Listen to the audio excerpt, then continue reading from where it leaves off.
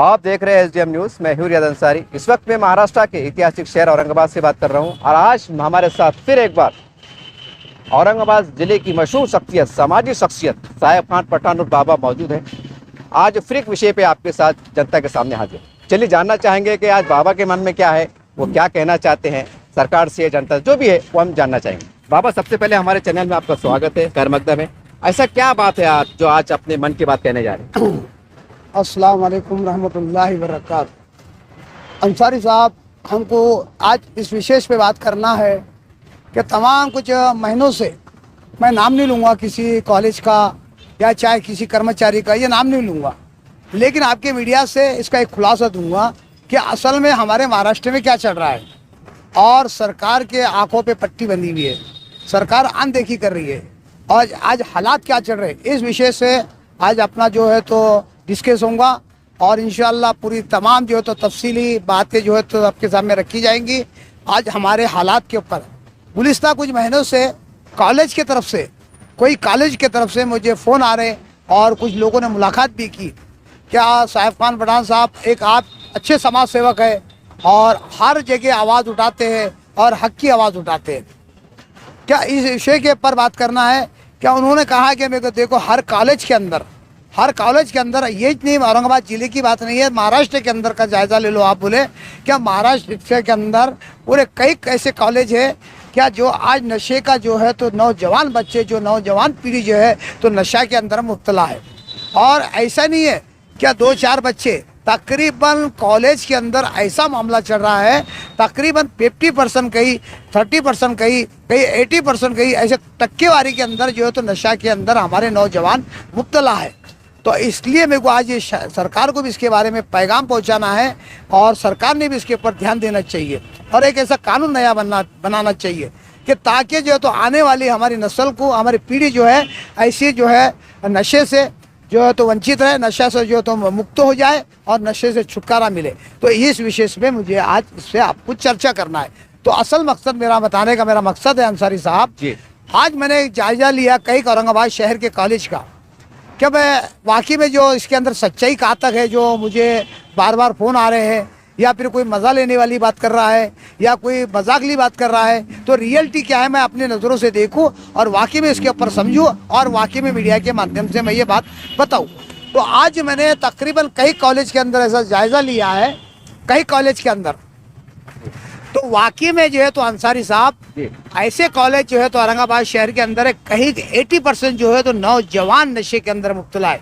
अब नशा एक ही नशा नहीं है, यहाँ पे ड्रग्स का नशा हो रहा, आपने गांजे का नशा है और कौन सी बटन गोली आती है उसका नशा है और तमाम नशे के अंदर वहाँ के नौजवान बच्चे मुब्तला है और वहाँ के जो आज प्रिंसिपल भी जो है तो अनदेखी कर रहे, नज़रअंदाज करते।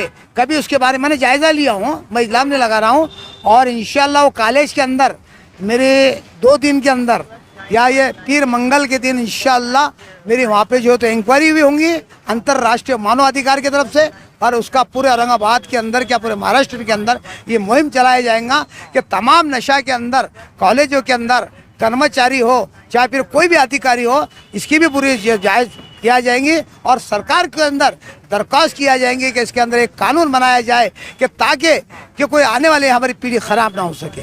अब कानून क्या बनाया जाए? कानून बनाना ऐसा चाहिए कि चाहे फिर सरकारी कोई भी कर्मचारी हो, कोई भी शासन प्रशासन का कोई भी कर्मचारी हो, कानून ऐसा बनना चाहिए कि ताकि ये जनता को भी इसका नुकसान का खामियाना भुगतना पड़े। कानून ऐसा बनना चाहिए कि उसकी 3 महीने के अंदर उसकी खून की रिपोर्ट जांच होना चाहिए। अच्छा, अगर से खून रिपोर्ट के अंदर अगर से उसके जो केमिकल उसके जरासीम होते अगर से पाए गए तो उसको वार्निंग दिया जाए। फिर दूसरे मरतबा 3 महीने के बाद देखे फिर पीता है, फिर उसको वार्निंग दिया जाए।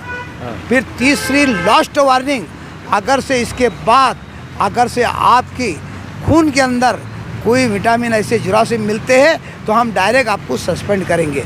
तो ऐसा कानून बनना चाहिए।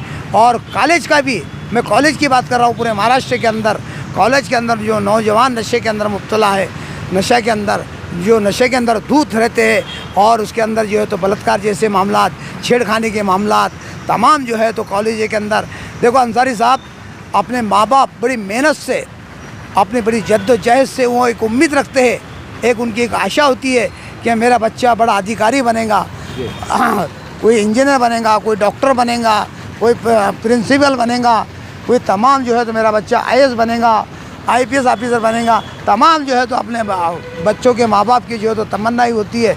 और नौजवान बच्चे, आज की नौजवान पीढ़ी के बच्चे जो तो ऐसी हरकत कर रहे हैं, जो ऐसे होने के बाद वो माँ बाप के ऊपर क्या गुजरेंगे अंसारी साहब। तो इसलिए भी मैं सरकार से अदबन गुजारिश है कि अब पूरे कॉलेजों का, स्कूलों का, महाराष्ट्र के अंदर हर कॉलेज के अंदर उनका भी खून का रिपोर्ट निकाल कर उसको भी जांच किया जाए, उनको भी वार्निंग दिया जाए। अगर से 3 वार्निंग के अंदर वो कॉलेज के बच्चे मानते हैं, नहीं मानते तो इंशाअल्लाह उसको जो है तो वहाँ से बर्खास्त किया जाए।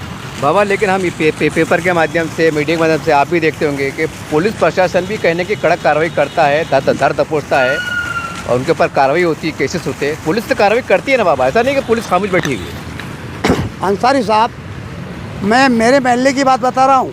मैं आप कौन सा मोहल्ला आपका? मैं नारेगांव में रहता हूँ। अच्छा। और मेरे नारेगांव की बस्ती 50 से 55-60 हज़ार की आबादी है। अच्छा। आप तुम बोलते पुलिस प्रशासन जो है तो कह रही, अब मैं मेरे मोहल्ले की बात कर लूँ, दूसरा मोहल्ला तो जाने दो आप। मेरे मोहल्ले के अंदर तकरीबन वहाँ मटका चलता खुलेआम, क्लब चलते खुलेआम, वहाँ गांजा बिकता खुलेआम, दारू बिकती खुलेआम, सुने क्या, तमाम नशे की चीज़ें वहाँ खुलेआम बिकती है। तो प्रशासन क्या कर रहा है? ये आंखों पे पट्टी नहीं है तो क्या है प्रशासन की? मैं मेरी मोहल्ले की बात कर रहा हूँ, मैं दूसरे मोहल्ले के छोड़ दो। मैं जा रहता हूँ, खुलेआम चल रहा है वहाँ पे, हम देखते हैं कि भैया शराब की दुकान है, इलीगल शराब की दुकान। हमारे police station, MIDC police station की बात कर रहा हूँ, तो वहाँ के जितने पुलिस स्टेशन के कर्मचारी हैं, तो हमारा पुलिस स्टेशन जो चलता है खानगी दलालों के बुनियाद पर चलता है। वहाँ खानगी दलाल बहुत ज़्यादा है हमारे नारेगांव के अंदर, तो उन बुनियाद के ऊपर वहाँ का पुलिस स्टेशन का मामला चलता रहता है। मैं मेरी जाजी, तो आप बोलते हैं कि पुलिस प्रशासन देख रही है, ऐसे तो कई कैसे इलाके हैं अंसारी साहब पूरे औरंगाबाद शहर के अंदर, कई खुलेआम जो है तो शराब, नशा, जो तो गंजे, पत्ते के क्लब, बड़े बड़े क्लब चल रहे हैं कई इलाके के अंदर। आप देख लो, अगर से आप आम जनता को, जैसा मैं प्रेस वालों को लेके फिरूँ ना, तो औरंगाबाद के अंदर ऐसे कम से 100 जगह ओपन कर दूंगा मैं, क्योंकि हमको अधिकार भी है, हम मानव अधिकार के लोग हैं। अगर से मैं घूमा भी, और पूरे औरंगाबाद शहर के अंदर खुलेआम चल रहा है, ऐसा खुलेआम चल रहा है। तो अब मैं मेरे मोहल्ले की बात कर रहा हूँ, खुलेआम चल रहा है। आप जैसे भाई पुलिस प्रशासन दिख रही है, तो यही मामला है। इसके वजह पीछे क्या राज है?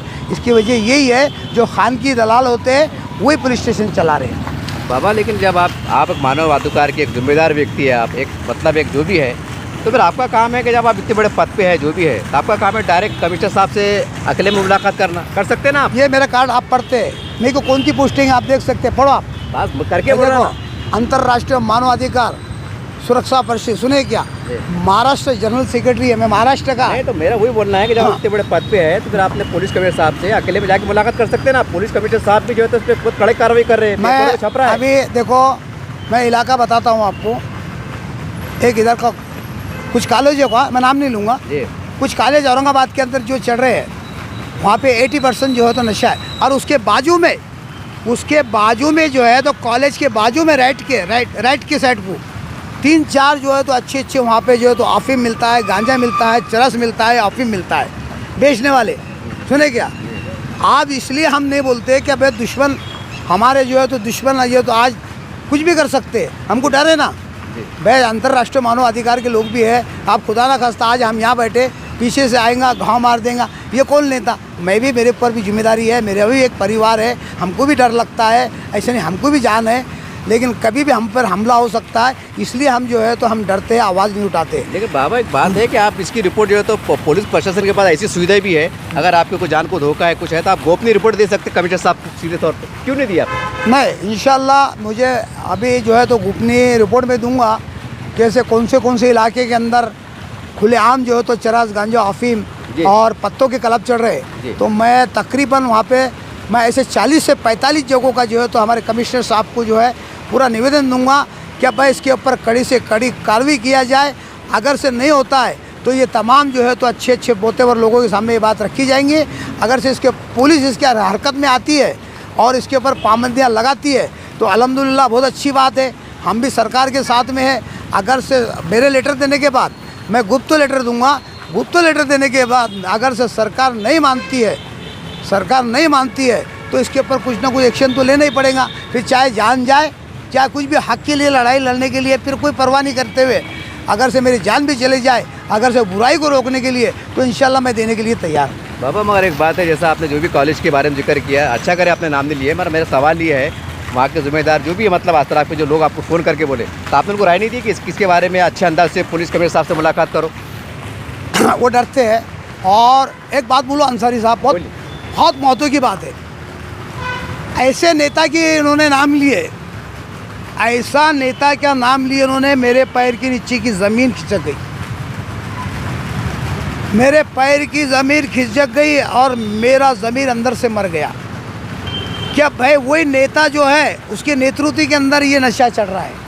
तो अब इसके बारे में खामोशी में मैं वही तो बोला ना कि भाई अगर आप सच में समाज सेवक है, आप नई पीढ़ी को नशे से बचाना चाहते हैं, फिर आप ये भी कह रहे हैं एक साथ में कि भाई हमको भी जानकर डर रहता है, तो हमारे पास पुलिस पे ऐसा प्रावधान है कि आप खामोशी में गोपनीय तरीके से सुझाव दे सकते हैं, जानकारी दे सकते हैं। या पुलिस प्रशासन सक्षम है, ऐसी कई बार कार्रवाई हो चुकी है।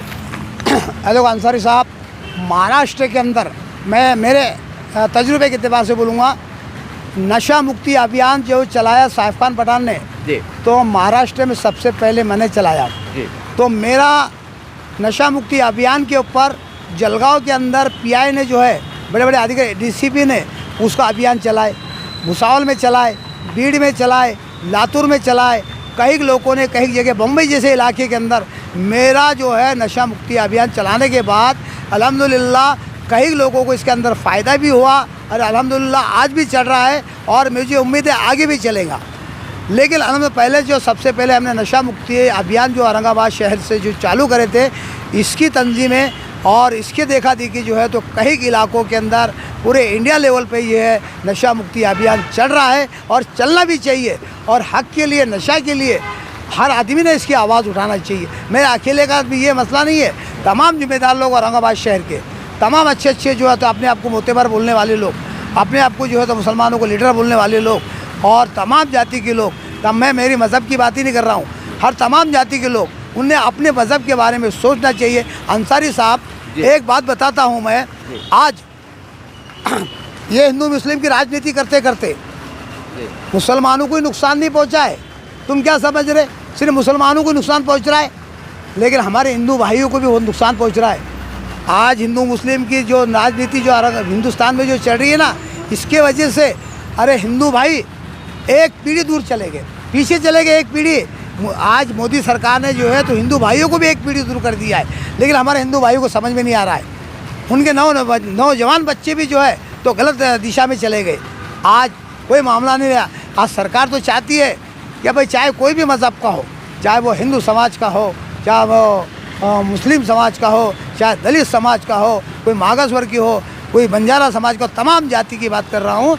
ये सरकारें कोई भी आती है वो तो चाहती है ये ग़ुलाम बने रहे और हमारी वाह करते रहे, हमारा झंडा फड़काते रहे। वो सरकारें, कोई भी सरकारें नहीं चाहती कि नीचे तबके के लोग ऊंचाई पर पहुँचे और उनकी सब, अगर से वो अच्छे पढ़े लिखेंगे, तजुर्बेकार रहेंगे, पूरी मालूमात होंगी, तो फिर सरकार की जो खामियाँ है, सरकार की जो खामियाँ उनके समझ में नहीं आएंगी। तो सरकार ही नहीं चाहती कि इन्होंने अच्छे पढ़ लें, इनको नशे के अंदर चलने पीने दो, खामोश रहो। अगर से सरकारी चाहिए ना तो ये जो नशा चल रहा है ना, सरकार इसके ऊपर फ़ौरन एक्शन कभी लेती है तो यकीन मानो नशा मुक्त हिंदुस्तान से कोई बड़ी बात नहीं है। सरकार का ये नशा मुक्ति अभियान करने में मिनटों में कर सकती है, लेकिन सरकार ही खुद चाहती नहीं है कि ये नशा मुक्त का जो है तो मुक्ति हो जाए और ये हमारी गुलामी से, ये हमारी गुलामी करते रहे, सरकार यही चाहती है। लेकिन बाबा एक बात ये भी है कि हमने देखा है कि हमारे मुख्यमंत्री फडणवीस साहब जो गृह मंत्री भी है, वो भी बहुत इसके बारे में आक्रामक है, वो भी बहुत कड़े निर्देश दे रहे हैं महाराष्ट्र पुलिस को, और तमाम महाराष्ट्र की पुलिस के ऊपर हरकत में आई हुई है। ऐसा नहीं है, हम पेपर उठा के देखो, समाचार उठा के देखो, पुलिस बिल्कुल कार्रवाई कर रही है। लेकिन जैसा आप लोग, मेरा सवाल सीधा ये है कि जब आपको इतनी जानकारी है सारी बातें, तो फिर आप सीधे तौर पर पुलिस डिपार्टमेंट से जुड़ के काम क्यों नहीं करते आप? क्योंकि आपका मकसद तो नेक अच्छा है। और मैं मानवाधिकार का भी आदमी हूँ ना। नहीं भैया, पुलिस के पास पुलिस एक ऐसी ताकत रखती है कि टाइम आने पे जांच के लिए बड़े खबर के मुद्दे उखाड़ लेती है। जब इतनी हमारी पुलिस की ताकतवर है तो उसकी मदद लो ना, साथ में काम करो। आप आपने मेरी पर्सनल एक राय है। तुम्हारी राय जो है, आपने कहा कि देवेंद्र फडणवीस जो है तो इसके ऊपर कड़ी से कड़ी एक्शन ले रहे हैं, पेपरों में छप रहा है, देख रहे हैं। अब एक मिसाल देता हूँ मैं। झांसी के अंदर जो घरकुल योजना जो मोदी सरकार ने निकाली थी, तो एक लेडीज़ की एक बहुत बड़ी इतनी बड़ी फ्रेम में फोटो छपेटी और कहा गया कि देखो इसको घरकुल दिया गया। और तमाम ये बात चर्चा हिंदुस्तान के मीडिया के जो बड़ी गोदी मीडिया तो बताती नहीं है, आतंकवादी आज की जो गोदी मीडिया है तो मैं आतंकवादी ही बोलूँगा उसको। और जो देश का माहौल ख़राब करता है मेरे नज़रों में वो आतंकवादी है। जो माहौल देश का ख़राब करता है वो मेरे नज़रों में जो है तो आतंकवादी है। और जो भाईचारगी का अच्छा पैगाम पहुंचाता है मेरे लिए तो वो बहुत बड़ा मोतेबर इंसान है। मैं उसको अच्छी कहूँगा। ये गोदी मीडिया जो तो मैं इनको आतंकवादी कहूँगा। भले आप मीडिया के माध्यम से बता दो, पर हिंदुस्तान देखता है, जो भी होगा देखा जाएगा। असल में जो है तो पूरा पम्पलेट छपा गया था और बताया गया तो इनको घरकुल मिला है। जब उसकी चौकसी हुई, सोशल मीडिया वाले वहाँ पहुँचे, जब पूछा गया उनको कि ये फ़ोटो आपको घरकुल मिला है, कहा कि नहीं मैं ये झोपड़े में रहती हूँ। आज की सरकार की बात कर रहा हूँ मैं। ये सरकार जो पाखंडी सरकार है ना, ये जो लोगों को दिशा भूल करने वाली सरकार की बात कर रहा हूँ, मोदी जी की बात कर रहा हूँ। ये घरकुल जो है तो आपको भी कहा कि मैं ये झोपड़ी में रहती हूँ। जब सोशल मीडिया वाले ने जब जायज़ा लिया तो गरीब के पास 4 बर्तन थे, एक स्टू था और एक झोपड़ी सी थी। तो मुझे जो घरकुल नहीं मिला है, लेकिन ये फ़ोटो किसकी है, कहा कि ये फ़ोटो मेरी है। ये फ़ोटो का कहा कि जो मुझे पता नहीं है मेरी फ़ोटो कब ली गई थी। तो ऐसी ही देवेंद्र फडणवीस का काम है, चिल्लाना, पेपरबाजी करना, मीडियाबाजी करना, अमल उसके अंदर ओरिजिनल अमल वो जो नहीं, कुछ नहीं करना, दिखावा करना है। ये सिर्फ दिखावे की बातें हैं, ये बोल वचन है, ये तोंडी है। अमल के अंदर जो अगर प्रैक्टिकल है, जो प्रैक्टिकल असल में उन्होंने प्रैक्टिकल करके बताना तो वाकई मान लो इन्होंने जो है तो नशा मुक्ति अभियान के ऊपर बिल्कुल, आज वो गृह मंत्री है, एक झटके में पूरा जो तो हिला सकते, आज मुख्यमंत्री है। सब कुछ इनके अंदर हाथ में पावर है। एक मुख्यमंत्री का भी है, गृह मंत्री का पावर है, वो सब कुछ कर सकते हैं। लेकिन ऐसा कुछ नहीं हो रहा। मिसाल ले लो, मेरे नारेगांव के अंदर खुले आम पत्ते चढ़ रहे हैं, खुले आम क्लब चढ़ रहे हैं, खुले आम भू माफिया ज़मीनों के कब्जे कर रहे हैं। आज गरीबों के अंदर कई जो तो हमारे नारेगांव के अंदर भू माफिया की बात कर रहा हूँ, नारेगांव के अंदर रहने वाले लोग कई गरीबों के फ्लैट ज़मीन बेच डाले। तो सरकार क्या कर रही है? सरकार क्या कर रही है? कई मरतबा MIDC पुलिस स्टेशन के अंदर वो सामने वाले के निवेदन कंप्लेन दी गई है, पुलिस उसके ऊपर एक्शन नहीं लेती है। तो मेरा बोलने का मकसद है, फौरन जो तो वाक़ईकत में उसकी सही तहकीकात करके, उसकी सही जांच करके, वाकई में रियल है क्या गलत है, तो गलत का है, सही का सही है। अगर सही है तो गरीब सामने वालों को सरकार ने इंसाफ दिलाना चाहिए। नहीं तो आज वही हो रहा, हमारे पुलिस स्टेशन में अंदर जो मामला चलते रफा दफा हो जाता है, उधर के उधर बाहर के बाहर हो जाते। कई सैकड़ों फ्लाटा जो है भू माफिया ने जो है तो ऐसे ही बेच डाला। नारेगांव की बात कर रहा हूँ मैं। तो सरकार यही मामला है अंसारी साहब, ये चलता है बाबा। लेकिन एक बात है, जब नारेगांव का आपने जिक्र किया, हम भी कई बार नारेगांव आते जाते हैं, लेकिन आप अकेले वहाँ नहीं, और भी क्योंकि समाज सेवक जिम्मेदार लोग हैं, क्या उनकी नज़र में बात नहीं आ रही? जैसा आप इतना चिल्ला के बड़े आप बोलो तो मिर्ची लग जाएंगी। नहीं, मैं आपसे पूछ रहा आपको, मैं खोल के नहीं बोलूँगा, ये सरकार का काम है। सुने क्या, कौन करता है? आप जो बोलते जिम्मेदार, क्या है जिम्मेदार वहाँ? बताइए। आप इतना बड़ा एरिया का नाम, अरे बताइए नारेगांव में कौन जिम्मेदार है, बताइए आप। ये मैं आपको एक तो बताइए जिम्मेदारी। वहाँ के रहने वाले हैं। नारेगांव के इलाके के अंदर कौन सा शख्सियत है जो जिम्मेदारी को निभाता है, बताइए आप। एक का नाम गिनती बताइए। मैं मान लूँ कि वाकई में अंसारी साहब, वाकई में आप न्यूज़ कवर करते हैं और वाकई में हमारा जो है तो ये नारेगांव के लिए बिल्कुल सक्षम है और नारेगांव के अंदर बिल्कुल अल्हम्दुलिल्लाह बहुत अच्छा काम करता है। क्या फिर दिखावा नहीं करता है या फिर पोस्टरबाजी नहीं करता है, वाकई में काम करने में सक्षम है। मैं मान लूँ नारेगांव के अंदर वाकई में नेता है और काबिल नेता है। बताइए एक का नाम लीजिए आप। जैसा अभी आपने मुझे थोड़ी देर पहले कहा कि मैं अच्छे काम के लिए जान भी दे सकता हूँ, बिल्कुल दे सकता हूँ। तो फिर क्या माना जाए कि साहब का पठान एक अच्छे नेक काम के लिए 2-4 दिन के अंदर पुलिस कमिश्नर साहब के अंदर पूरी गोपनीय जानकारी लेके अकेले में मुलाकात करके जो भी हालात ख़राब हो उसको बचाने का काम करेंगे? मैं खुद से पूछ रहा हूँ आपको। देखो, अच्छे काम के लिए मेरी जान भी चली जाएगी और मुझे अल्हम्दुलिल्लाह उम्मीद है अल्लाह की ज़ात से। हर आदमी तो गुनहगार है अंसारी साहब, कोई दूध का धुला नहीं, मैं मेरी भी बात नहीं करता हूँ। लेकिन हकीकत में आदमी ने जो गुनाहों से तौबा कर ले, इससे बड़ा अफजल आदमी कोई नहीं हो सकता जी। जो गुनाह उससे होते और उन्हें तौबा कर लिया कि वाकई में जो मेरे से गुनाह हुआ है और मैंने ये गुनाह किया है, और बेहतर है जल्द से जल्द जो है तो गुनाह उससे तौबा कर ले। जल्द से जितना जल्दी करेंगे पता नहीं, मौत का भरोसा नहीं है, कब आ जाए कब पकड़ ले तुम्हारे। सुने क्या, तो असल में वही आदमी है, गुनाह का यानी पे दूध का धुलाव कोई भी नहीं है। लेकिन असल में जो आज हमारे नारेगांव के अंदर नारे गाँव के इलाके के अंदर बहुत ज़मीनों के अंदर जो चल रही है और नशाखोरी चल रही है, और बाज़ इलाकों के अंदर भी जो कॉलेज के अंदर जो चल रही है वो कॉलेज का भी जायज़ा लिया जाएगा, और इसके पीछे किसका हाथ है और बेचने वाला कौन है, कौन सा लीडर है, इसके ऊपर कौन से लीडर का सर पे हाथ है, इसकी भी पूरी जांच होंगी और इसकी भी पूरी तहकीकात किया जाएंगी। अगर से ऐसा नहीं हुआ तो मैं कमिश्नर साहब के खुद सामने ऑफिस के अंदर एक आमरण उपोषण करूँगा। तो बुराई को रोकने के लिए आदमी ने थोड़ा जद्दोजहद भी किया, तो कोई फ़र्क नहीं पड़ता। मेरे को उम्मीद है अल्लाह की ज़ात से मुझे कहीं ना कहीं जो है तो इसका इंसाफ मिलेगा और औरंगाबाद शहर के अंदर नशा मुक्ति का मामला दूर हो जाएगा। आने वाले हमारे शहर के अंदर आपके जैसे लोग बहुत हैं जो नशे के खिलाफ लड़ रहे हैं, पुलिस प्रशासन भी अपना अभियान चला रहा है, उनको क्या आह्वान करेंगे, किस तरह से काम करना चाहिए, किस तरह से कमेटी बनाना चाहिए, किस तरह से मिलकर काम करना चाहिए? कोई आपके तरफ से कोई राय देंगे आप ऐसे? देखो, मैं तो इस्लाम तो नहीं लगाऊंगा अंसारी साहब, मैंने बहुत देखने को मुझे मिला है और सुनने को भी मिला है। आज जो भी आवाज़ उठाता है, अल्लाह माफ़ करे, वाकई में आदमी ने दिल से काम करा और अल्लाह के लिए करा और इखलास से करा, तो यकीन मानो बुराई कहीं भी नहीं रहेगी। कुछ नेता आवाज़ उठाते सिर्फ इसके लिए कहीं ना कहीं हमको माल उठ जाए, कहीं ज़मीन भू माफिया के बारे में आवाज़ उठाते तो ये हमको माल ना मिल जाए, नशे की शराब की दुकानों पे आवाज़ उठाते हमको माया मिल जाएंगी, और मिलती है और लेते हैं और खामोश बैठ जाते हैं। सुने क्या, ये दबे हुए लोग हैं, मैं खुलेआम इस्लाम लगा रहा हूँ। ये लोग खुलेआम जो है तो रिश्वत लेकर दब जाते हैं और खामोश बैठ जाते हैं। वैसा नहीं होना चाहिए। जहाँ बुराई है उसको आवाज़ हक तक नहीं है, आखिरी दम तक, आखिरी सांस तक लड़ना चाहिए कि ताकि जो है तो कम से कम कोई नामे अमाल में तुम्हारे नेकियां लिखा जाए कि वाकई में इन्होंने बुराई को रोकने का काम किया था। ये तो जो है तो मेरे को कहीं भी देखने को मिला है, जहाँ ज़मीनों के हो, वक्फ बोर्ड की ज़मीन का हुंदो, यानी फिर कोई ज़मीनों का हुंदो, या फिर शराब की दुकानों का हुंदो, यानी फिर बुराई का जो है तो नशे का मामला हुंदो, या फिर क्या फिर काला बाज़ारी जो है तो राशन की दुकान पे काला बाज़ारी हुंदो, ये तमाम लोगों को देखने को मिला मुझे।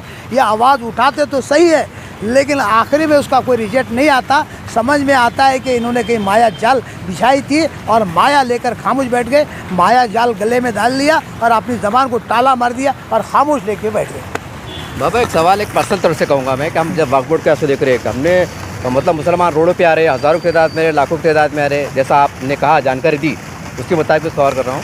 इसमें जैसा बता रहे कि भाई बहुत सी सभी समाज के बच्चे नशे में शामिल है, फिर हमारे जो इस्लामी संगठन है ये मतलब ये तो आवाज़ उठाते हैं, इसमें कुछ शक नहीं है, लेकिन वही ताकत के साथ जैसा आपने ज़मीन का वक्त में जिक्र किया, वक्फ का जिक्र किया, तो फिर ये लोग अभी तक आए क्यों नहीं, जैसा अभी आपने जिक्र किया, उसकी बिना पे सवाल है मेरा। देखो, ये तो हमारे सबसे पहले मैं कहूँगा ये जो वक्फ ज़मीन थी हमारे बेवाओं का, यतीमों का, मिस्किनों का, गरीबों का हक़ था, ये उनका हक़ था। और ये वक्फ इसलिए कि अल्लाह के लिए जो वक्फ की थी ये अल्लाह की ज़मीन है, और वाकई में जो इस ज़मीन का जो हमारे गरीब, यतीम, मिस्किनों को जो पहुंचना चाहिए था, आज तक पूरे हिंदुस्तान के अंदर कोई गरीब, कोई यतीम, कोई बेवा, कोई मिस्किन, कोई गरीब, यानी कोई गरीब से गरीब किसी को ये हक़ नहीं मिला। ये अल्लाह का अज़ाब है, मैं तो कहूँगा ये अल्लाह का अज़ाब है। कोई चीज़ अगर से किसको हकदार को हक़ नहीं दिया जाता है तो अल्लाह उसके ऊपर अज़ाब नाजिल कर देता है। तो मैं बोलूँगा तो ये वक्फ ज़मीन के ऊपर अज़ाब की शक्ल के अंदर अल्लाह ने हमारे ऊपर ये अज़ाब मुसल्लत कर दिया, और आप तुम जो है तो रो रहे हैं, चिल्ला रहे। मैं तो कहूँगा हकीकत में ये अज़ाब की शक्ल में अल्लाह ने हमारे ऊपर ये मुसल्लत कर दिया है, और आप तुम रो रहे हैं, जबकि तुमने गरीबों का हक़ छीना, यतीमों का हक़ छीना, या मिस्किनों का हक़ छीना।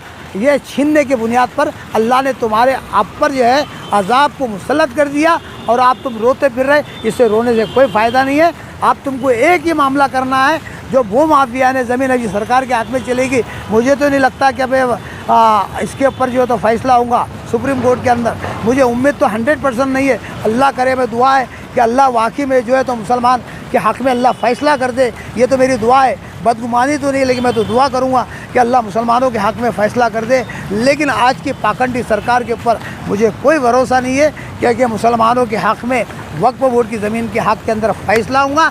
अगर से नहीं होता है तो मुसलमानों ने इसकी कमेटी हर जगह बनाना चाहिए, कमेटी बनाकर सरकार को इसकी इत्तला देना चाहिए। जो भू माफिया ने ज़मीन जो बेचा था, वो ज़मीन को जो है तो अपने ताबे में लेके वक्फ को दिया जाए। और आपकी निगरानी में भी क्यों लगती है, लेकिन वक्त को वापस किया जाए। पूरे हज़ारों का जो लाखों यानी 13 लाख एकड़ ज़मीन हिंदुस्तान के अंदर है। अगर से 13 लाख एकड़ ज़मीन अगर से सरकार अपने ताबे में लेती है और ये ताबे में लेके वक्फ बोर्ड की जो तो सपुर्द करती है और आपकी निगरानी में होती है, और सरकार ने ये करना चाहिए। जो वक्फ ज़मीन गरीबों का हक है, गरीबों को हक देना चाहिए। जो बेघर है उसको घर देना चाहिए, उसको घर बना के सरकार ने देना चाहिए। आप देखो, मैं एक बात बताता हूँ, एक मिसाल है। जो बेरोज़गार होता है, एक कोई बेरोज़गार हो गया तो सरकार की जिम्मेदारी होती है सरकार की कि उसको रोज़गार दे। चाहे फिर वो कोई भी किस्म का रोज़गार करने वाले हो, तो आज तो रोज़गार तो दे रही नहीं सरकार, उनकी रोज़गार छीनने का काम कर रही है, उनका रोज़गार छीन ले रही है। आप देखो टपरिया वाले जहाँ है जगह पे टपरिया उठाने का काम कर रही है, अरे उसका पहले रोज़गार का इंतज़ाम करो। अब मच्छी वाले इनका जो है तो वहाँ पे उठाने का काम कर रही है, पहले यार तुम उनको रोज़गार का इंतज़ाम करो। तुम हटाओ, हक है तो आती कर्मांग है, तो मैं मानता हूँ आती कर्मांग है, कोई इसमें कोई शक वाली बात नहीं है। लेकिन उसको भी जो होता है हिकमतन काम करना चाहिए कि ये अगर से इनको हम हटाएंगे, इनका परिवार इनके पीछे है, इनकी ख़ानदान, इनके शादी ब्याह इनके पीछे है। सरकार का जिम्मे पहुँचता है कि उनके ऊपर जुल्म करे, उनको तोड़ फोड़ करे और उनकी गाड़ियों को तोड़ फोड़ करे, ये उसका जिम्मेदारी नहीं है। सरकार ने तो सबसे पहले कि सरकार हमारे से चुनकर आती है, तो सरकार ने भी जो है तो जनता का काम करना चाहिए। पहले उसको रोजी रोटी का इंतज़ाम करना चाहिए, बस बाद में अति कर्मा करना चाहिए। ये तो पहले अति कर्मा के कर लेती है और बाद में वो बेघर हो जाते, फिर सरकार बोलती है हम क्या करेंगे। तो मेरा मसला ये है। बाबा का आखिरी सवाल ले लेता हूँ कि जैसा आपने अभी कहा और कई लोग कह रहे हैं कि वक्फ़ी ज़मीन को लूटा गया, गरीब मुसलमानों को नहीं मिला, सारी बात है ये आप भी कह रहे हैं, कई लोगों ने कहा, मीडिया में छपा। फिर सवाल ये, फिर मोदी जी ये भ्रष्टाचार ख़त्म करने के लिए एक्शन में आ रहे हैं, मोदी जी ऐसे लोगों पर कार्रवाई कर रहे हैं, तो फिर आप या फिर मुसलमानों के बड़े बड़े लोग बुरा क्यों लग रहा है?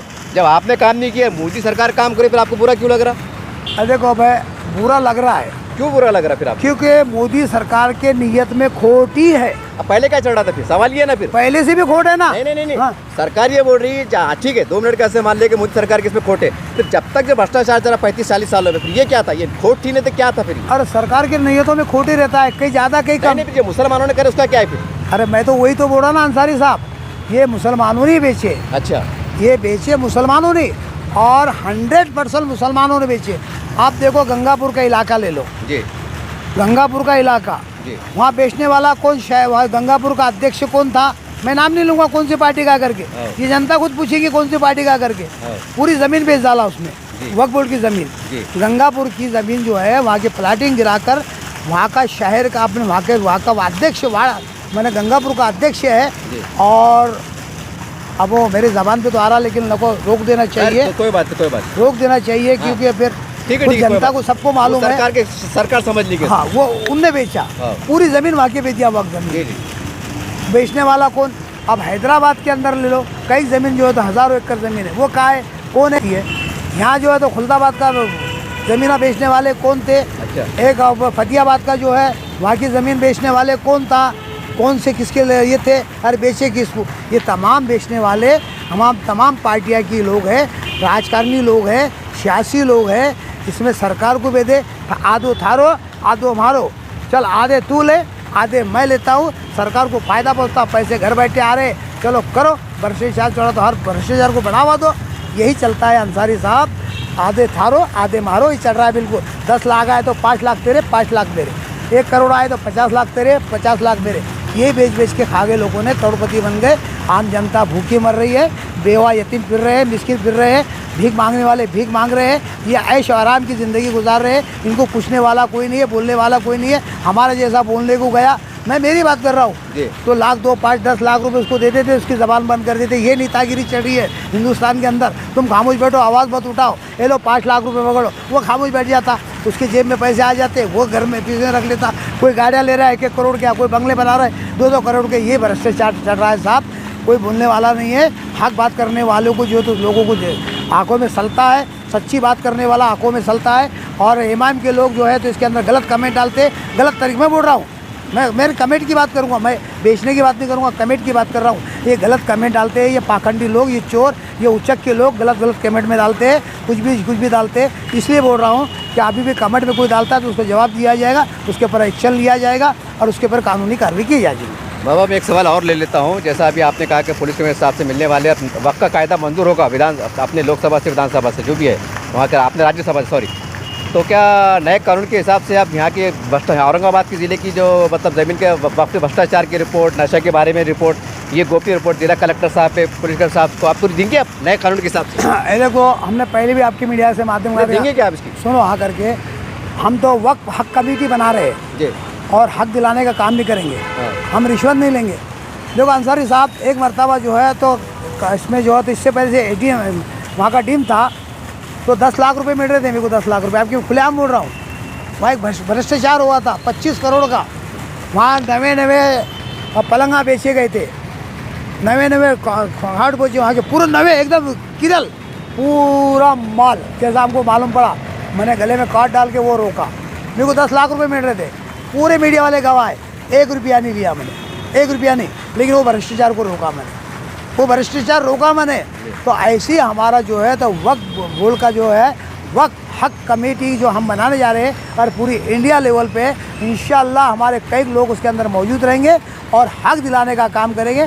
और दूसरा जो नशा मुक्ति अभियान जो हमको फिर से चलाना है शहर के अंदर, लोग बहुत से मांग आ रही है, साहिब खान बढ़ाना, आपने जो कुछ पहले सालों गिनती जो नशा मुक्ति अभियान चलाया था उससे महाराष्ट्र के अंदर कहीं ना कहीं जनता को फ़ायदा पहुंचा था और पुलिस भी, प्रशासन भी इसके अंदर जो है तो इसमें आई थी, तो उससे कई जनता को फ़ायदा पहुंचा था। अब भी एक मरतबा उठाओ इंशाल्लाह, अब फिर से हम जो है नशा मुक्ति अभियान चलाने का काम शुरू करेंगे और पुलिस प्रशासन को भी जहाँ जहाँ नशा चल रहा है, जहाँ जहाँ भ्रष्टाचार चल रहा है, खुले आम देंगे। चाहे इसका अंजाम कुछ भी हो, देखते ही हैं, जिम्मेदारी जो है वो इंशाल्लाह देखते हैं कौन किसको भारी पड़ता है, कौन ताकतवर होता है। तो लेकिन हम ये नशा मुक्ति अभियान औरंगाबाद शहर से इंशाल्लाह 100% रोकने की कोशिश करेंगे। कमिश्नर से भी मिलेंगे, तमाम पुलिस स्टेशनों के अंदर जहाँ जहाँ चलता है वो पुलिस स्टेशन में मिलने की कोशिश करेंगे और उनको निवेदन देने का काम हमारे अंतर्राष्ट्रीय मानव अधिकारी की तरफ से करेंगे इंशाल्लाह। देखिए इस तरह से जो है तो साहब सामने अपनी तमाम बातों को रखा। अब देखिए नशा मुक्त अभियान के लिए जो है सोचा है, ऐलान किया है, हम भी इसको बधाई देते हैं, लेकिन बहुत सी बातें इन्होंने आरोप भी की है, बहुत सी बातें इन्होंने बहुत गंभीर विषय पे बात की है। अब ये तो खैर अभी हमारे जो पुलिस डिपार्टमेंट के लोग हैं या सरकार की तरफ से जो बात आई है ये वही लोग जांच कर सकते हैं। बहुत सी बातें इन्होंने इशारों के अंदर भी बहुत खुलेआम बहुत सी बातें कही है। बहरहाल कुल मिला के इनका एक ही कहना है कि भ्रष्टाचार ख़त्म हो, नशा मुक्त हमारा शहर, हमारा ज़िला नशा मुक्त हो, बहुत अच्छी बात है। बहरहाल इन्होंने ये बहुत अच्छी बात यह है कि इस तरह के लोग अब पुलिस के सामने जुड़ के काम करने वाले हैं। हो सकता है कि इनकी कोशिशें कामयाब हो, शहर से नशा मुक्त हो जाए। बहरहाल जो भ्रष्टाचार के बारे में जो उन्होंने कहा है, जो आरोप लगाए हैं, जो भी बातें हैं, ये एक जांच का विषय है। उम्मीद है कि आने वाले वक्तों में जैसा इन्होंने कहा है कि हम इसके सबूत भी देंगे। अब देखना ये कि आने वाले वक्तों में ये कोशिश क्या रंग लाती है और ये ऊँट किस करवट बैठता है, ये देखने वाली बात रहेंगी। देखते रहिए आप SDM न्यूज़ चैनल। जय हिंद, जय महाराष्ट्र।